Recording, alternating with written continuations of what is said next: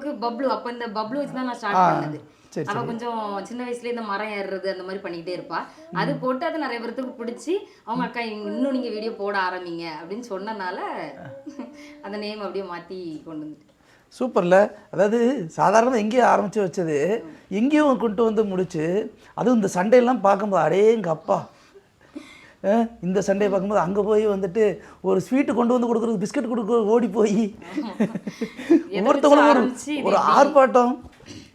எப்படி வீட்லேயுமே இப்படி தானா கலகலன்னு சண்டை போட்டுக்கிட்டே தான் இருப்பீங்களா? 2 பேரும் டாம் அண்ட் ஜெர்ரி தானா அத்தையும் நீங்களும்? யார் அதிகமாக சண்டை போடுவா? நீங்கள் சண்டை போடுவீங்களா அத்தை சண்டை போடுவீங்களா? நீங்க சாக்லேட் தரலனா நான் பேச மாட்டேன்.